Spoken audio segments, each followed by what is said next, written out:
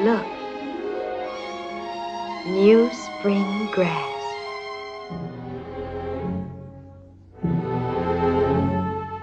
Bambi, quick! The thicket!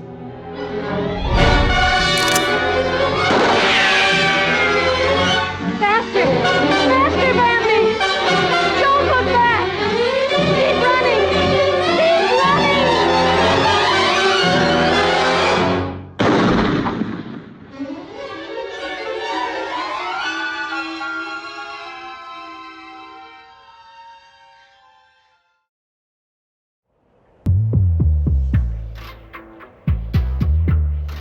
This time of the year, all across Europe, you've got two sort of things happening at once that sort of dovetail together. Number one, it's the middle of May, and roe deer females, roe deer does, are dropping fawns. And they get placed in the middle of these fields. And by instinct, mom is telling them, do not move for nothing. Same time of the year, farmers are cutting their hay fields for the very first time. And you can imagine what happens next. The farmer's cutting his field with the hay cutters, and they cut it in such a way that it's just reaping the hay. And more often than not, what it does is it actually chops the legs out of these little babies that stand up. They've got really long legs. And so you've got organizations all across Europe that are saving Bambi. What's the beauty about this is that a lot of people don't actually recognize or understand that hunters and non-hunters can be after the same thing when it comes to wildlife, which is saving it and protecting it. We start this journey in the southern region of Belgium with William Rentiens. He's a drone pilot for an organization called Sauvons Bambi, and as I've been told, a pretty keen hunter too. So how many people in Belgium do you think know what Sauvons Bambi actually is? I know that we have like close to 20,000 people following us on the social networks. So I would say like, I don't know, 150,000 people. So which would be... What's the population of Belgium? 1.5% of the population. 1.5%. Sauvons Bambi is French. What does it mean in English? Saving Bambi. We save them from the farming around Belgium, as they tend to harvest too soon in the season, because right now here we are in the middle of the dairy region, and so they are relying a lot on the first cut of the hay, and so unfortunately, for economic reasons that we all understand, once they can have the first cut, they will go for it. But ideally, they should wait until 1st of July to start cutting the hay, so that wildlife could grow. The whole point of saving Bambi is that there's this overlap between farmers cutting fields in the spring and roe deer does dropping fawns, and the fawns hiding themselves in the field. Yeah, so they are amazing animals. So the technique they have is that they are being put by the mother in the middle of a meadow, because the roe deer are capable of cutting the smell. And so the idea is that the instruction to that fawn is very clear, like, don't move, I take care of everything. And they won't see you and they won't smell you. And they will not move for anything. No.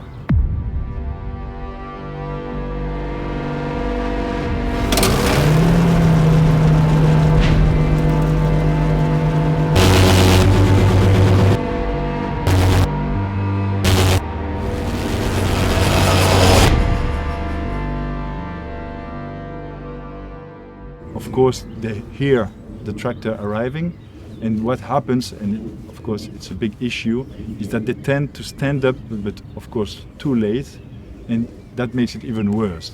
Like, the way they are being killed or injured is really not something we can accept. I want to know about the process of Sauvons Bambi, like how it works on the ground.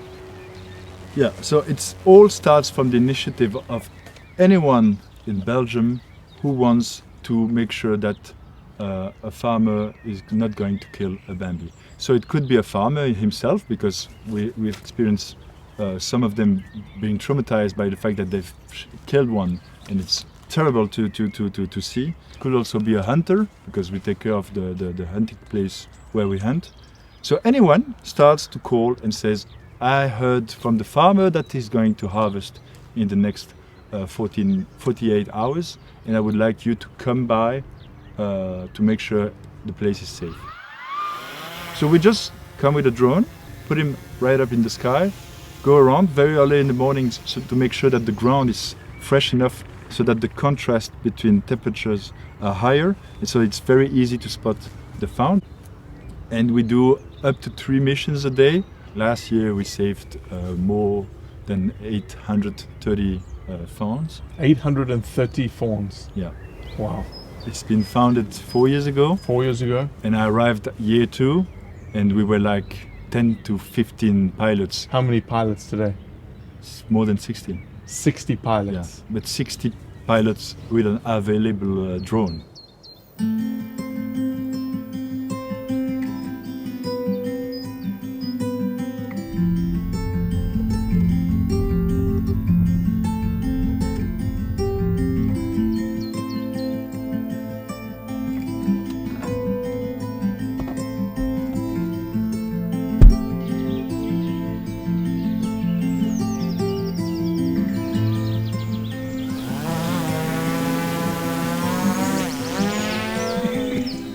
It's all white, and the average temperature of a living animal would be 16 degrees.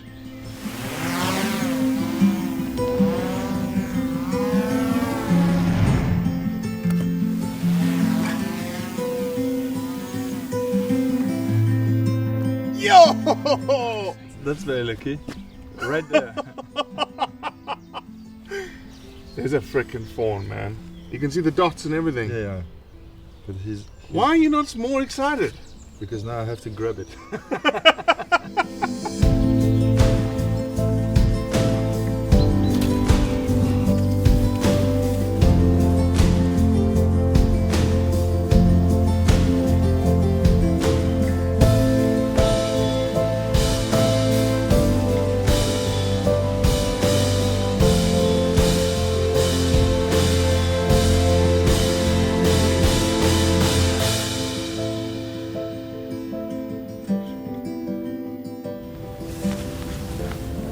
There we go, guys. Oh man. We did it. Good job, William. Look how small he is. And now we're gonna put So him we're in just here. gonna put in the bag Okay. slowly. Make sure we don't bother his legs. When you find something like this, obviously puts a massive smile on your face. It does. Right. It does. I was stressed the whole way, like, Super stressed. do it well, William. You have to catch him, otherwise he has a higher risk of being caught. Yeah, you feel very rewarded when you manage to save those little Bambis. Like, look how cute they are. It's amazing. This is something you should do when you intend to cut hay. You should do this kind of preventive work before. Most of the people don't, because economical reasons, or not don't time, and not the time, or not the technology, because the technology is not very accessible. You're proud that you're a hunter doing this. Yeah, there's no contradiction. It's not like I like animals, so I'm just gonna save them. I also can be respectful to animals when I decide to hunt them in certain manners with respect and giving food to the table.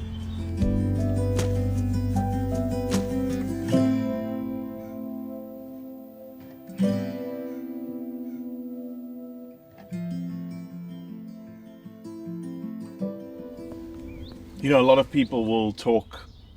Yep. The Sauvons Bambi is from a hunting perspective, for hunters. You're essentially saving deer that you can kill later. Yeah, that's what people tend to say most of the time when they hear that we are hunters as well, but that's not how I say it. I mean, the way I say it is that either would I save a fawn, or either would I shoot an adult roe deer, in both cases I would say it's showing respect to the animal. The way they are killed on the field when they are that young, I mean, it's terrifying. I've seen it myself, and I've seen as well the faces of farmers after the incident, and it's not natural.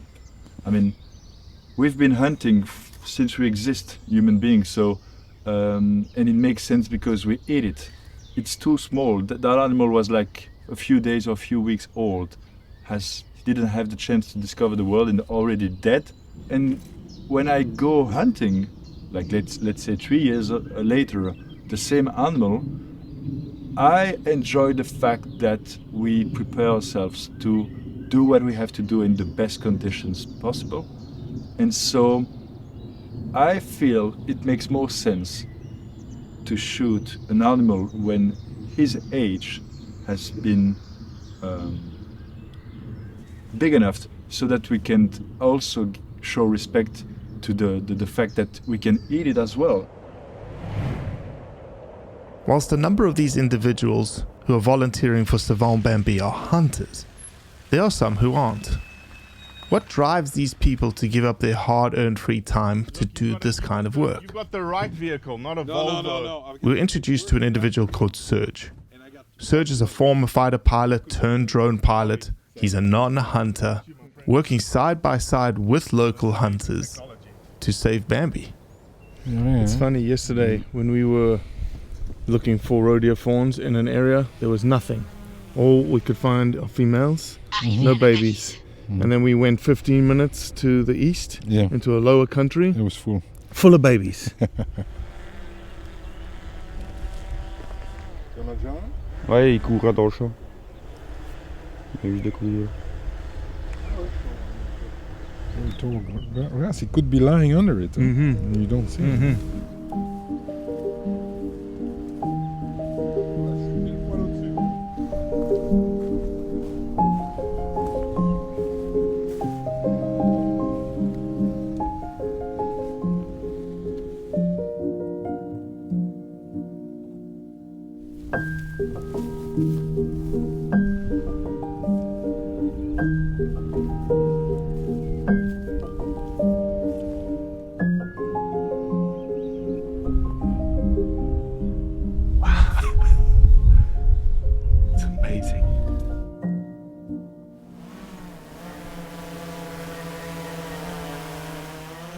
What did you think of Sauvons Bambi when you first heard of it?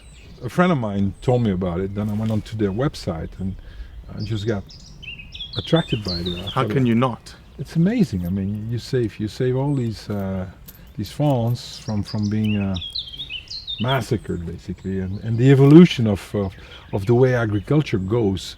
It evolves at such a pace that I think that the animal community doesn't follow. and we need to fall in between and help them. It's pretty amazing that there's people doing this kind of work.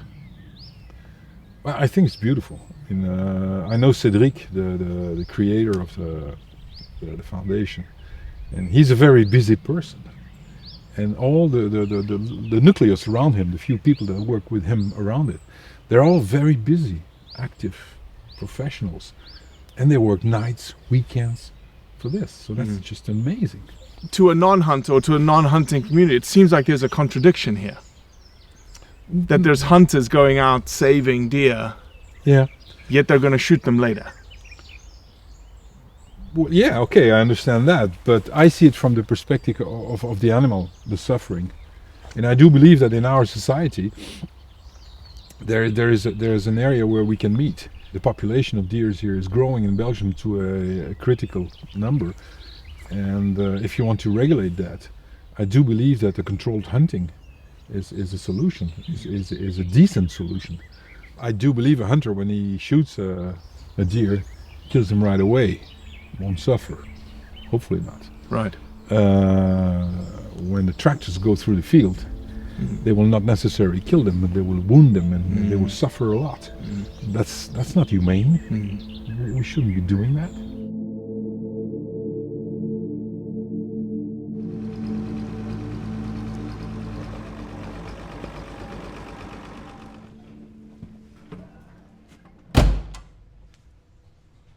Bonjour, je me présente Jean-François Leroy, je suis agriculteur depuis une quinzaine d'années.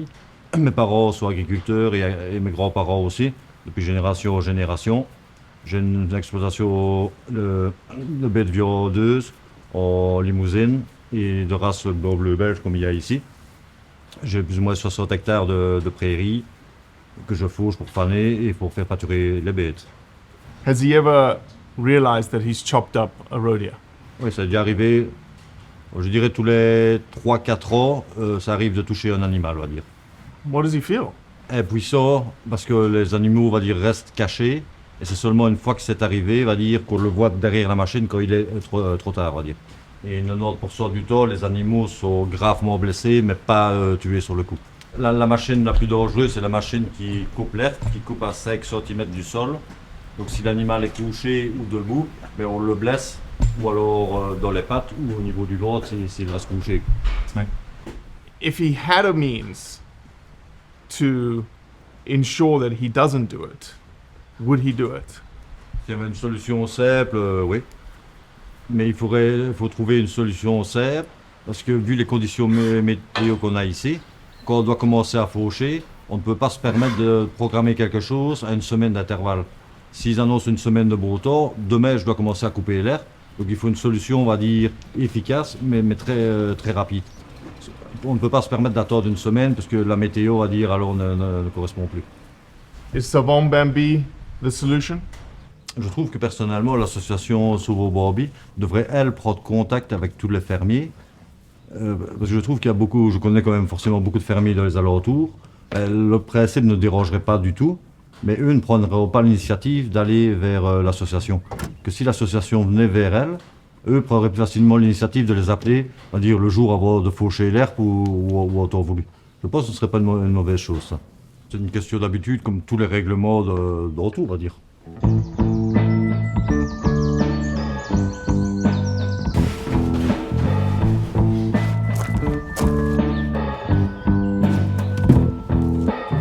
Next stop. Next stop, France. Next stop, France.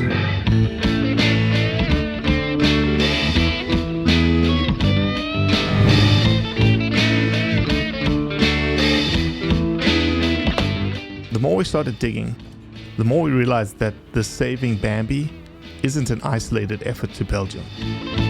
We started hearing whispers of other organizations throughout Europe doing the exact same thing that Sauvons Bambi was doing. Since we were in the vicinity, we decided to hop across the border into France, where we've heard of a group of French hunters doing exactly the same thing as their Belgian neighbors.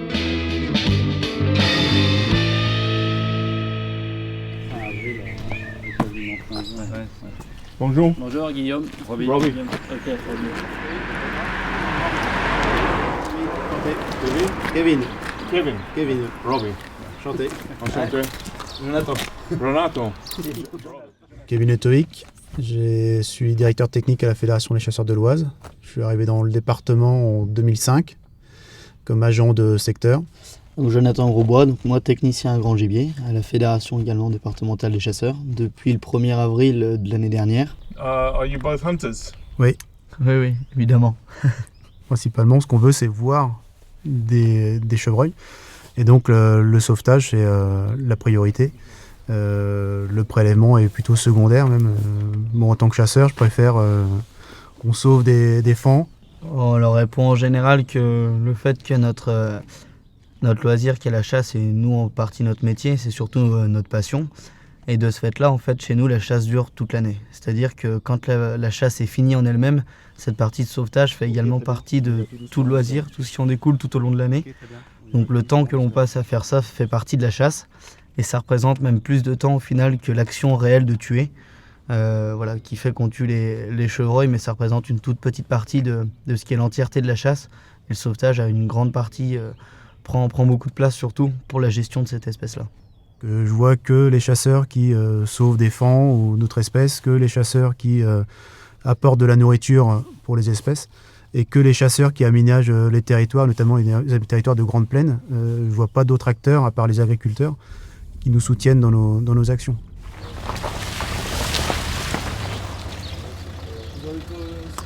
So this piece of equipment is actually going to go on the front of the tractor, and these little tines, essentially little forks, are the ones who push the fawn up and get it out of the way before the tractor cuts. It's, you know, one of the questions we asked Alex was like, why are they not doing this in Belgium? And this is actually, the equipment's owned by the Hunting Federation, right? Yep. And so the farmer says, hey, I'm going to be cutting a couple of fields next couple of days. Can you bring the equipment? The Hunting Federation brings this piece of equipment here. As you can see, it hydraulically connects all the way to the tractor. And it's probably a very expensive piece of equipment. Je suis agriculteur depuis une trentaine d'années. Voilà, donc depuis une dizaine d'années, aujourd'hui, j'ai intégré une barre de défarouchement pour tout ce qui est fauche, parce que je fauche au 30-40 hectares d'herbe et de luzerne. Donc on est quand même dans un GIC aujourd'hui qui a pas mal de faisans et de petits chevreuils, des chevreuils aussi, et de la perdrix. Donc même les lièvres. Mais si on roule à plus de 10 à l'heure, ça sert à rien. Il faut rouler maxi 7, 7,5, pas plus, parce que tant que le gibier s'envole devant, si on roule à plus que 10 à l'heure, on n'a pas le temps d'arrêter, le gibier passe dans la faucheuse. Et déjà, on essaie d'utiliser des barres d'envol pour tout ce qui est les naissances, surtout essentiellement. Les gros animaux, souvent, ils se sauvent parce qu'ils ont peur du bruit, ils ont peur... Mais tout ce qui est naissance et les petits animaux, ils sont plutôt effarouchés, donc ils se blottissent et ils s'échappent pas facilement, quoi. Donc avec la barre d'envol aujourd'hui, on arrive nettement à faire partir 95% des animaux, quoi. Like, why is he doing this? Pour protéger la nature, pour se dire déjà, quand on a l'esprit chasseur, on veut protéger le gibier. Because he's going to be the next generation of farmer, is it important for him to look after wildlife too? Is he learning from his dad? Oui. Pour les autres chasseurs, tout ça, il faut continuer pareil. Plus rien, si on pose tout dans les faucheuses, autant pas les chasser, donc autant continuer avec la barre d'effarouchement pour préserver le gibier. Does he find it strange that hunters save Bambi and then they kill Bambi later?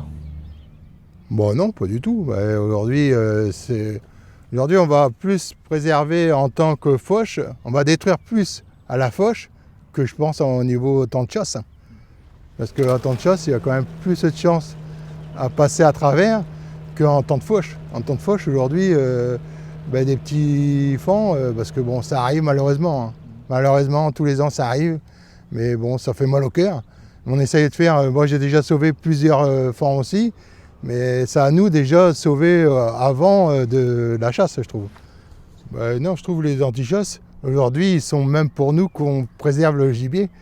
Mais pour eux, ils n'ont pas la même vue aujourd'hui quand on fauche que l'image de chasse. C'est vrai qu'aujourd'hui, même un écolo, il voit qu'on préserve le gibier. Donc pour lui, ils n'ont pas la même image aujourd'hui qu'on sauve le gibier en tant que fauchant qu'aujourd'hui l'image chasse. Ça n'a rien à voir, je trouve. Guillaume, je suis technicien Fédération des chasseurs d'Île-de-France. Je travaille donc pour les chasseurs d'Île-de-France.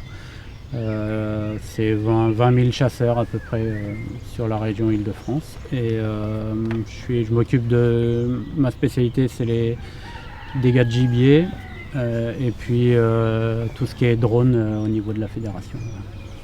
When he thinks about hunting and wildlife conservation, does he see that together?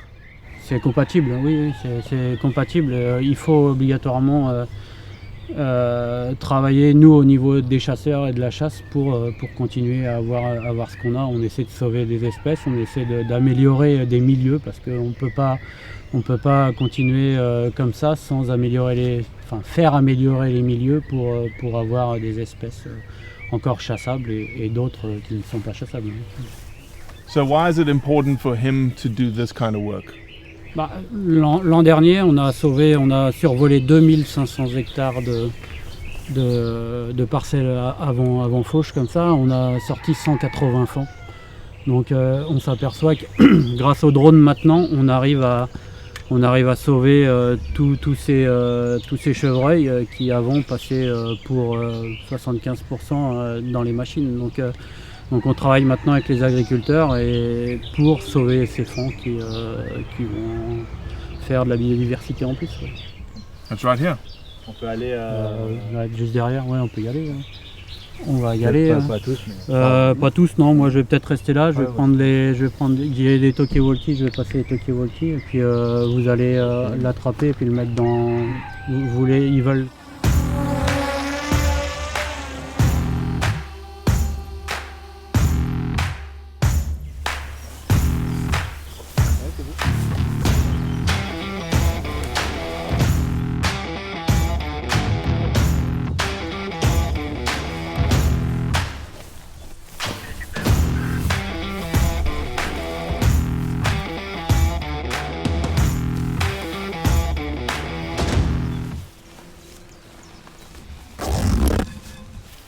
We just moved the fawn out of this field. Faire 2 fawns dans la caisse. We're getting some more. There's another one right here. So we're going to get another one. On voit pas. Ah, si, ça y est. Donc vous avancez là, il y a 20 mètres au moins pour accéder au fond.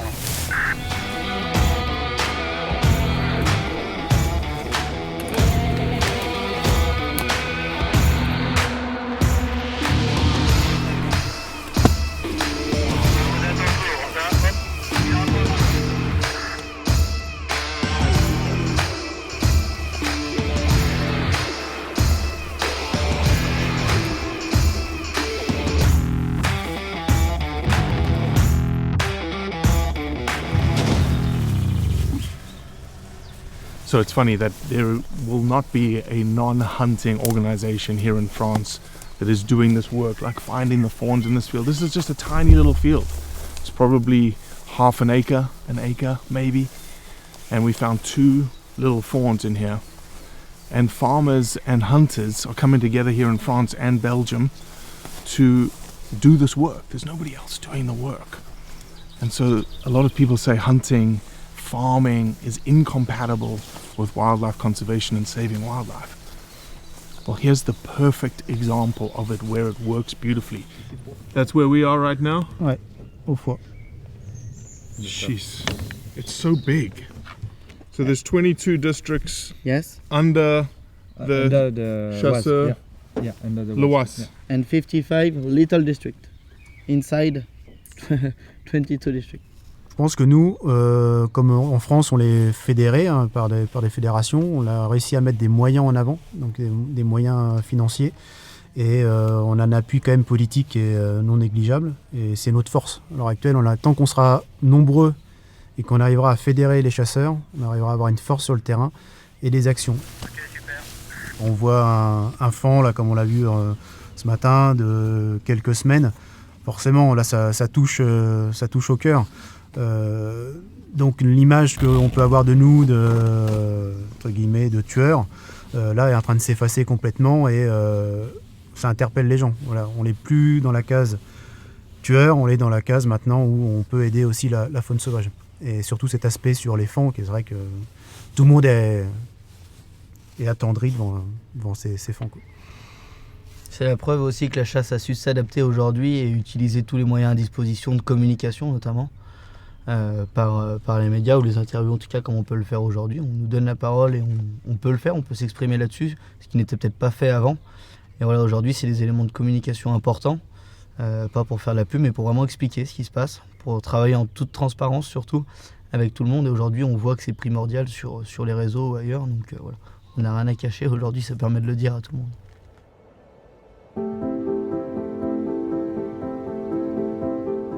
Oui, le but c'est d'essayer d'avoir plus de drones au final par télépilote, quoi, par pilote. Parce qu'on peut pas être partout tous les matins, quoi, c'est impossible. I'll buy one right now. No. Right now. Thank you very much. So it's Blood Origins, Yes. but also Bulgaria. This is part of their project and they want to help the French Hunting Federation. Thank you. Thank you. So we'll buy one. Is there something on your heart that you want to tell them? help us because we only work on donations. So we're not rich at all. We work for free, talk about it, and donate. So we need the money to function, because these little drones here are expensive, and it costs about 6,000-7,000 euros. Yep. Because of the thermal cameras and Yep. so on. We have a Spanish partner, Bergara and Decares Coupe, in which this year we're going to buy one drone for you guys. Excellent. Completely. Beautiful. We're going to pay for logistics and operations for you guys this year, and then next year we'll buy another drone. Beautiful. Thank you for Cedric and his team, and all those who work for this foundation. Thank you so much, man. No, you're welcome. Appreciate it. You're welcome. Fortunately, that because of that fear of death, and because of social network and the way we are communicating those recent years, people tend to have a quick statement about easy things. You're a hunter, you're a bad person. Let's not get any further than this. And I think it's about time that people get more tolerant or more curious about what's really going on. And when you change your mind and when you stop criticizing but you start getting interested, there must be a reason why he's hunting, then, I don't know, vision of this world is getting much more interesting.